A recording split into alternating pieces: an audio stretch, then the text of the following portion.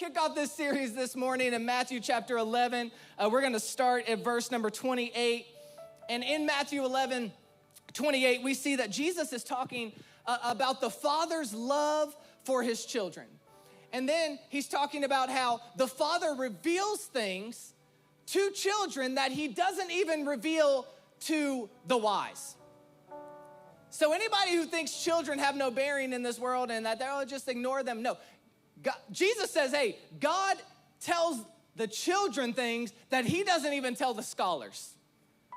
It's amazing to see the value that he places on the lives of children and on who they are. And so sometimes maybe we should listen to the kids when they say something that we don't think is like our older son, Judah, he'll tell me something that I've gotten to where I just listen to him. I'm like, okay, yeah, you're right. You are the head of the house. No, I'm just kidding. But I'm like, you know what? You may know because Jesus tells him, he says, the Father cares about the children. He speaks to the children. He tells the children things. And then he goes on in verse number 28, and he says this. He says, come to me, all you who are weary and burdened, and I will give you rest. Isn't this fascinating? Like Jesus says, he says, if you're tired, I will give you rest. If you're tired, if you're overwhelmed, if you're weary, if you're feeling depleted, I will give you rest. And I say that it's fascinating because if you grew up in church or if you've ever been around anybody who went to church, maybe today's your first day in church, but you know some people that grew up in church. If you've been around church, then you've probably heard in religion, people like to say, come to me who are weary and I'll give you a set of rules and laws and all these things that you have to do in order to achieve what you need to see. You have all of these rules, and if you follow all of these rules, then you'll be able to overcome what you're facing. But Jesus said simply, come to me and I will give you rest. He said, come to me, I will give you rest. Take my yoke upon you and learn from me, for I am gentle and humble in heart, and you will find rest for your souls. Look, you will find rest. Not you might. Not maybe, not if you catch God on a good day, not if you got up for Sunday church and got all dressed and did your hair and made it all look nice and put up with your son asking you, Dad, why do you still have a hole in the back of your head? And then came to church, happened this morning. It's a blessing I'm here because I almost lost. He doesn't say you have to do all these things. He says, if you come to me, I will give you rest. It is a promise. God says it's a guarantee. It is done if you come to me. Not if you go to your spouse, not if you go to your grandparent, not if you go to your parent, to your boss, to your bank account, but if you come to Jesus, he will give you rest. No matter how tired you are, no matter how worn out you are, no matter how burnt out you are. He says rest is available for your souls, for my yoke is easy and my burden is light. See, no matter how heavy the burden that you're carrying this morning is, no matter what you're facing, Jesus says rest is available. And this is something I need you to understand as we kick this series off, is that the promise of rest is available. This is just in time for spring break. The promise of rest is available. Jesus says that it is available. It's not attainable. It is not achievable, but it is available. It's available. And it's important, and it's an important distinction because the reality is life is a lot. Life is a lot. Anybody would testify to that? Like life is a lot. There's a lot of things going on. I got this bill to get paid. I got that bill. Once I get this bill paid, I get another one in the mail, and oh my goodness. Got the kids to raise, we got the relationship to maintain, we got our spouse, we got our dating, we got our family, we've got our work, our church, we've got all of these different things, our health. Oh my goodness, trying to maintain your health in this day and age is exhausting because it's like, hey, you don't need too much protein, it'll be bad for your cholesterol. And then you got the carnivore diet, which is only meat and only eggs. But then it's like, well, you need to eat fruit, but not enough fruit because then it's get your sugar all out of whack and your diabetes will be crazy. It's like, oh my, it's just exhausting even keeping up with how do I stay healthy? You need to run. No, you don't. You just need to, what do you do? So it's just exhausting. Life is exhausting. There are all these things going on. We have travel. We have all of this stuff. And we get so worn out and we begin to think a lot of times that we need to do it all. And we even, if we're honest, we begin to feel a little bit of like righteousness in our lives. Like if I'm doing more, then I'm more holy than everybody else. We begin to feel like the more we're doing, the more holy we are. But stress does not equate holiness. In fact, if you're trying to do everything on your own that God has said, I want to be there to help you with, if you're trying to manage everything on your own that God has said, I want to be there to help you manage, if you're trying to find all the answers that God said, I have the answer right here, many times it causes you to begin to live different than the way God actually intended for you to live. Religion may say that the more you're doing, the more holy you are, but guess what? Jesus never said that. Jesus never said that. Instead, he said, draw near to me, come to me, bring it to me, pass it off, pass your troubles, pass your worries, pass your drama, pass your stress, pass it off to me and take it easy. Take it easy and see that I am who I say that I am, and I will do what I said I will do, and I will bring you peace, and I will bring you hope, and I will bring you joy, and I will bring you rest as you trust in me.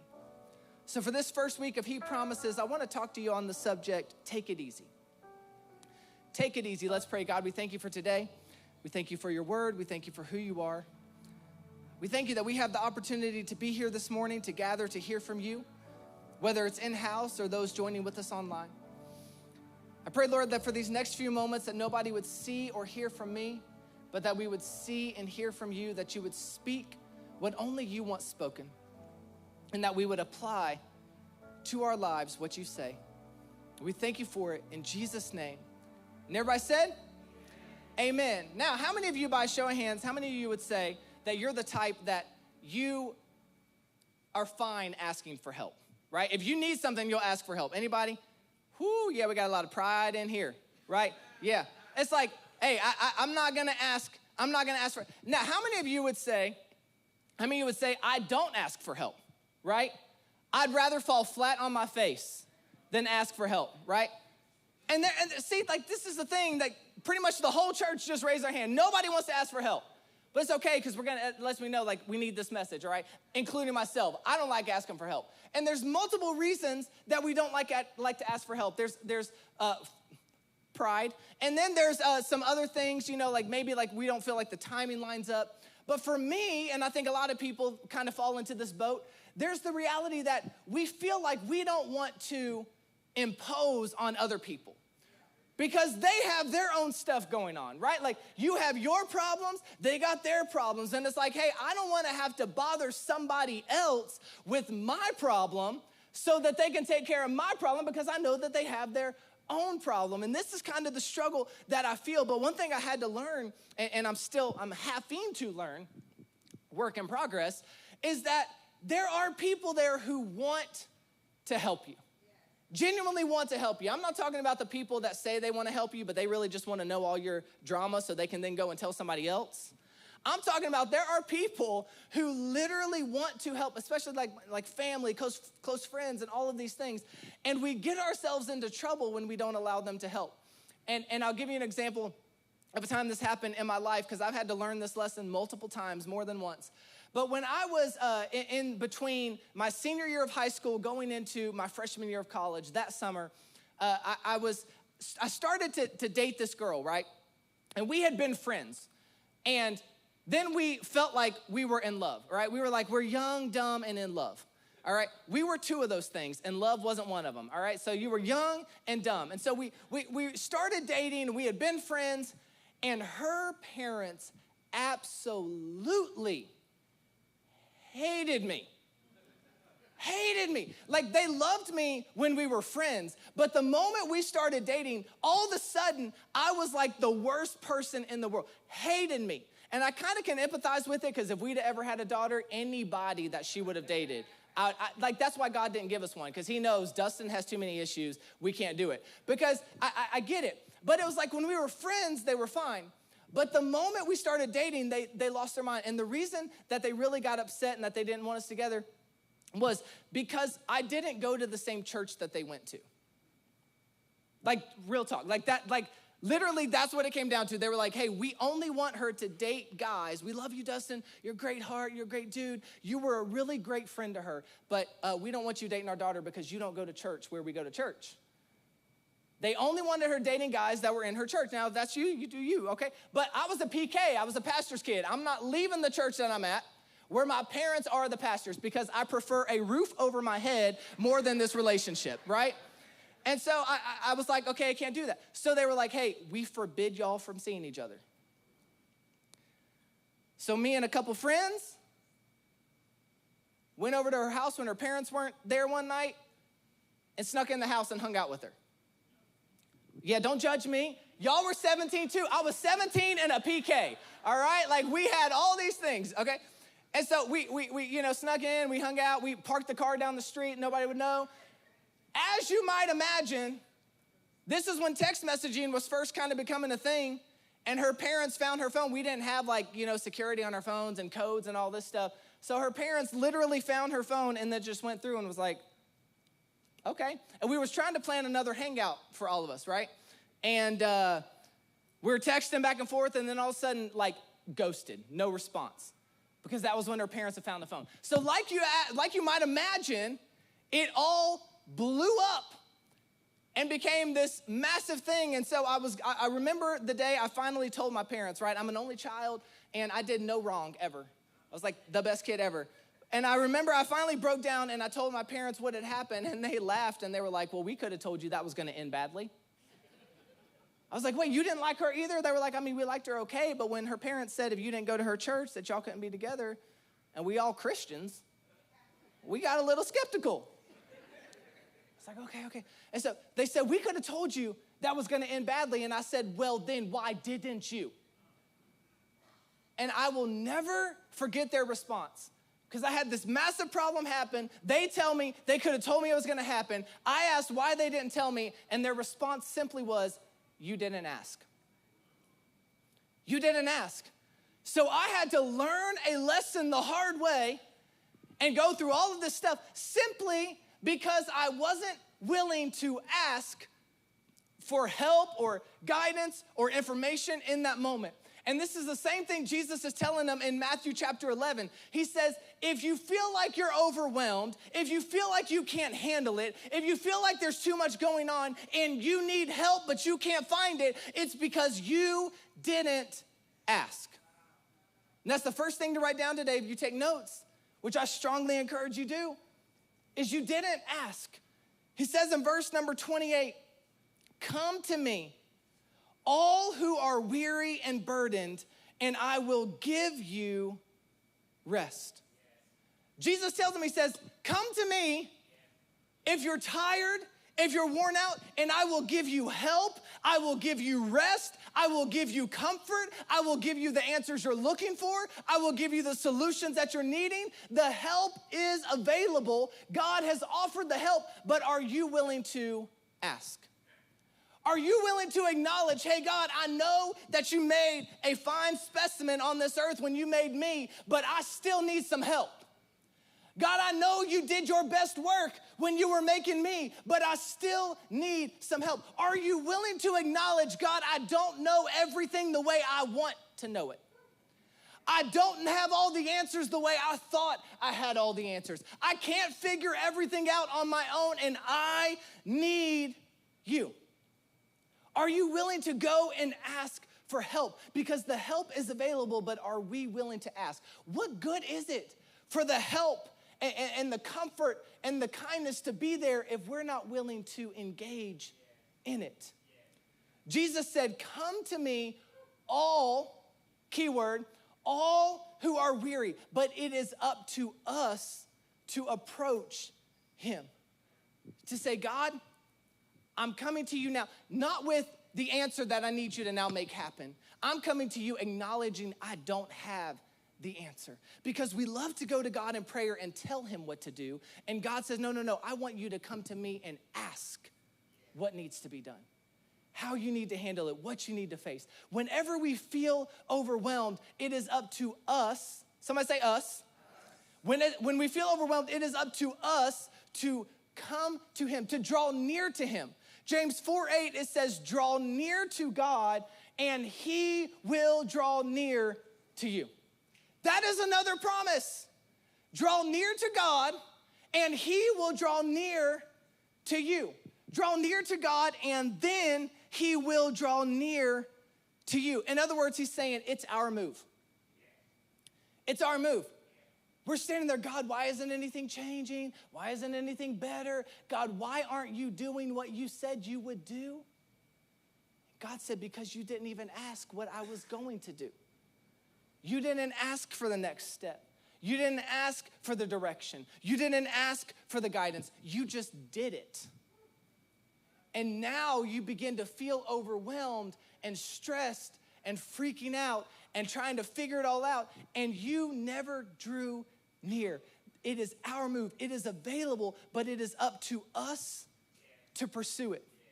It is up to us to say, God, I have to have you. He said, come to me, all who are weary. Guess what all means? All. And this is one of the reasons, this is one of the key words, that word all, that is the reason that we don't draw near to God. Is because many times we feel as if we are unworthy, as if we can't draw near to him, as if we need it more put together before we draw near to him, as if the only ones who can draw near to him are the ones who pray the perfect prayers. The only ones who can draw near to him are the ones who have the perfect worship form. And what I mean is like, you know, you're like, oh God, I lift my hand up like this, but I can't get to full extension. But they're definitely touching the hem of your garment up there, Lord, because they got full extension. We act as if the only ones who can draw near to God are the ones who have read through the entire Bible. Or the ones who work, this is my favorite, the ones who work for the church. You realize that means absolutely nothing when it comes to your relationship with God? He doesn't care.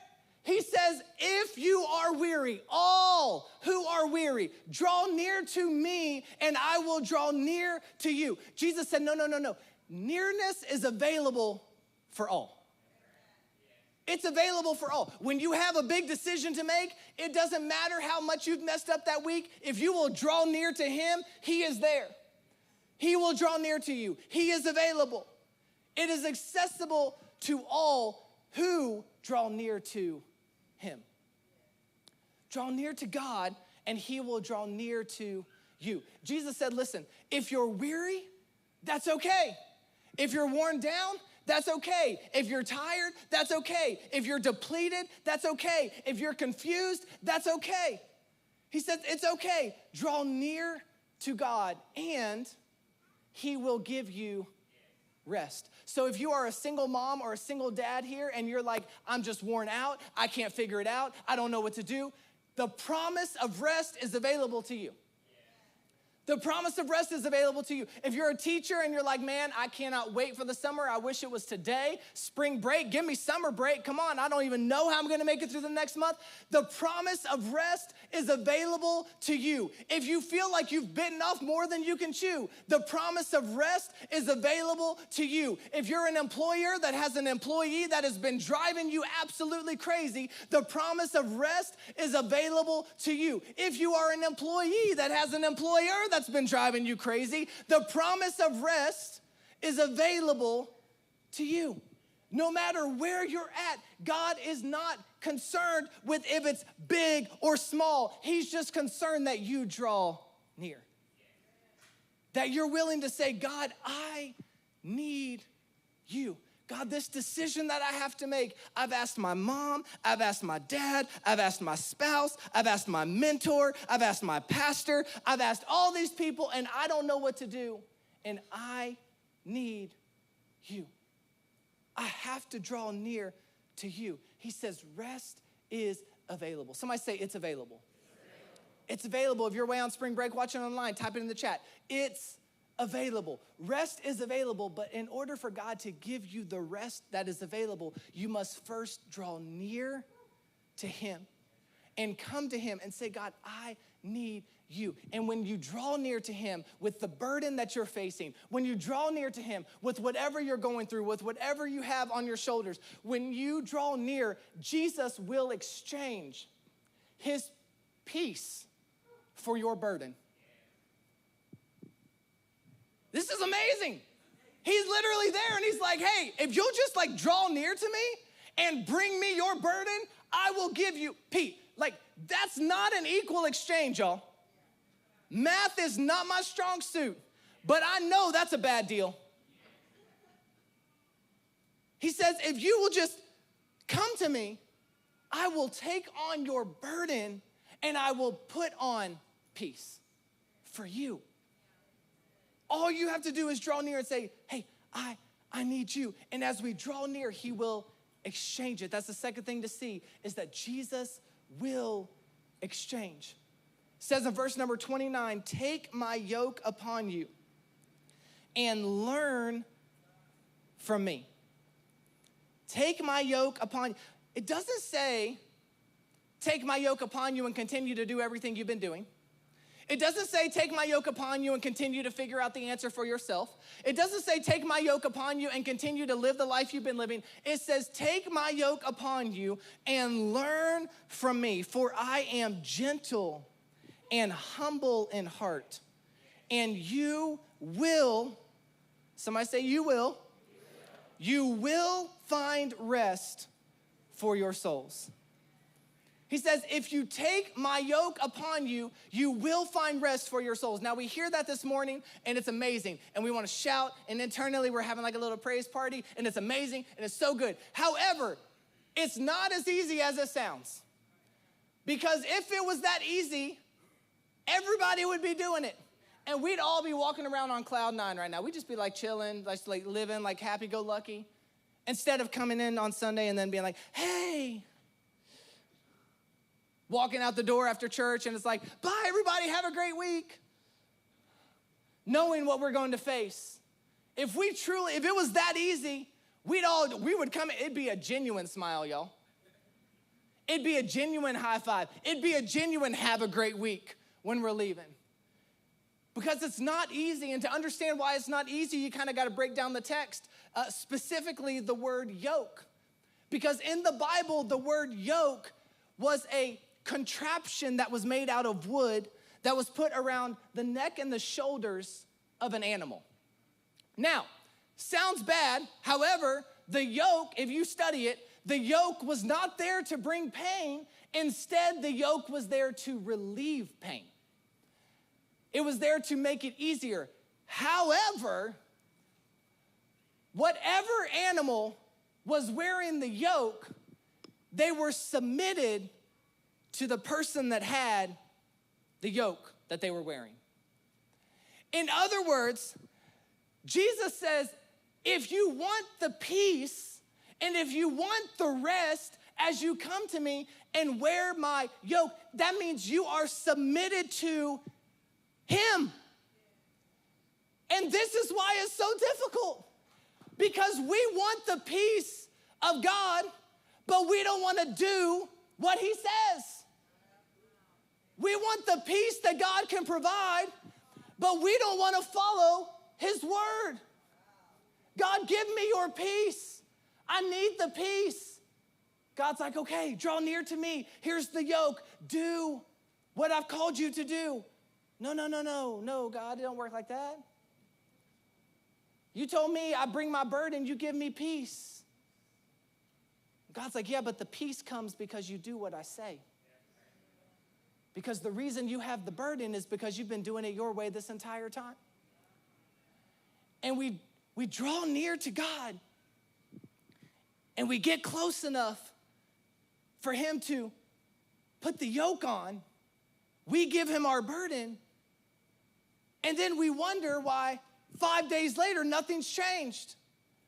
It's because the moment we found out we needed to submit to what he said in order to see the peace that he's promised, we changed our mind.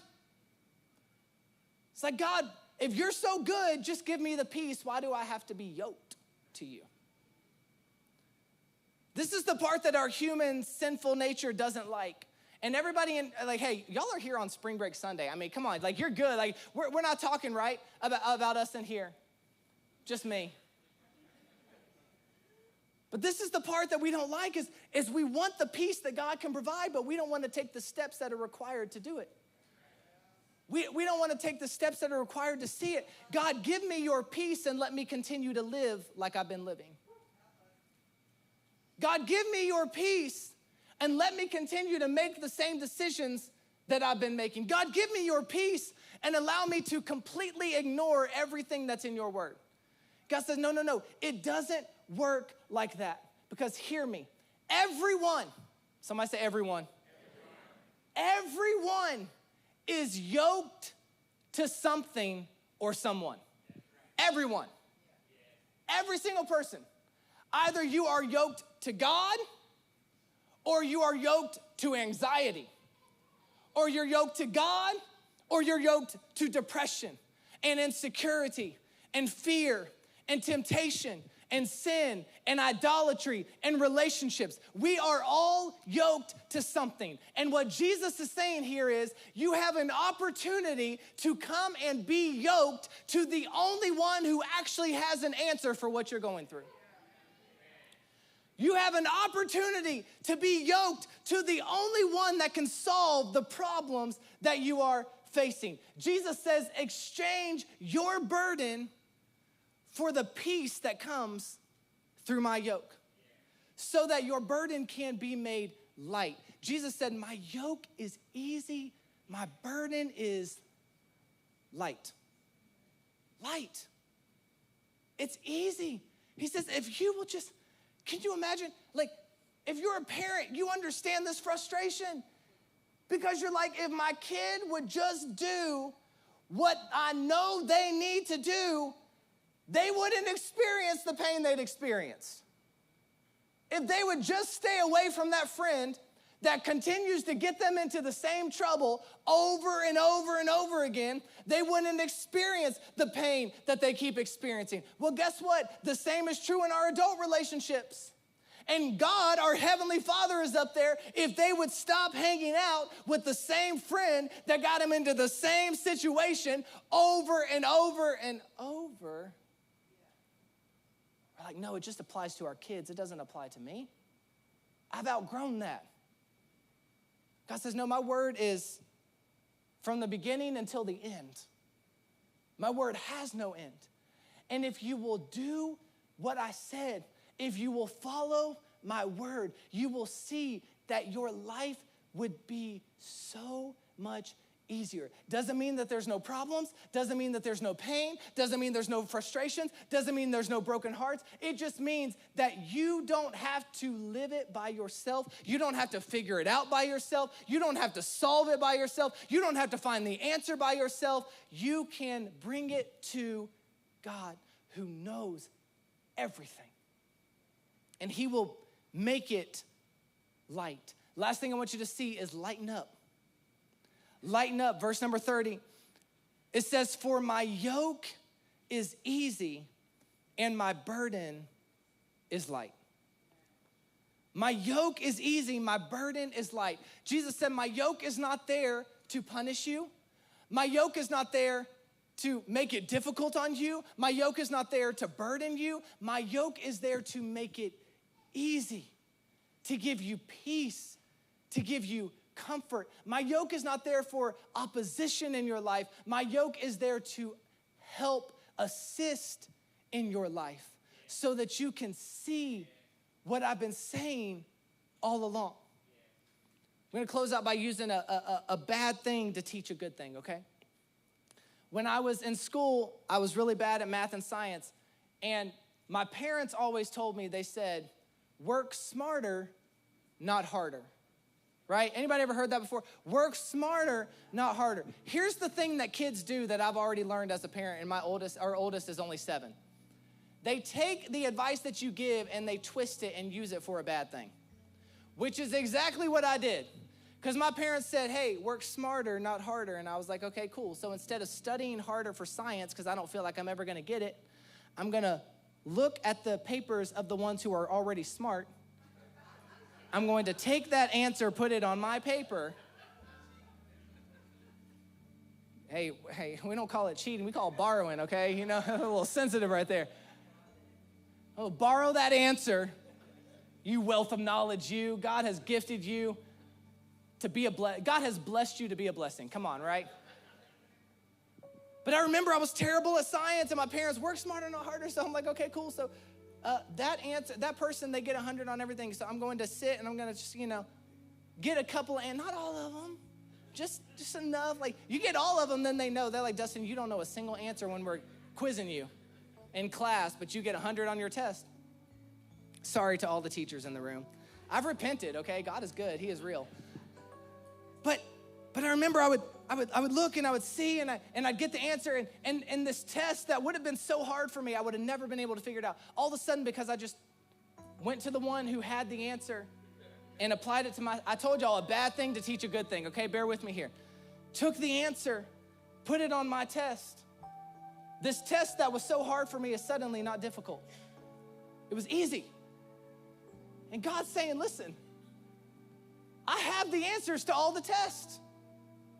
I have the answers to everything that you go through in your life. I have the answers to everything that you are facing in your life. Why are you trying to work so hard and figure it out on your own? Come and get the answer from me. Draw near to me, lean on me, trust in me. You're so stressed out, you're so worried. I don't know how I'm gonna handle this. I don't know how I'm gonna make it through another year. I don't know how I'm gonna raise this child. I don't know how I'm gonna help this marriage. I don't know how I'm gonna do it on my job. I don't know how I'm gonna start this. Bring it to me, Jesus says. Bring it to me and allow me to give you the answer that you've been asking for the entire time. Stop trying to carry the burden on your own.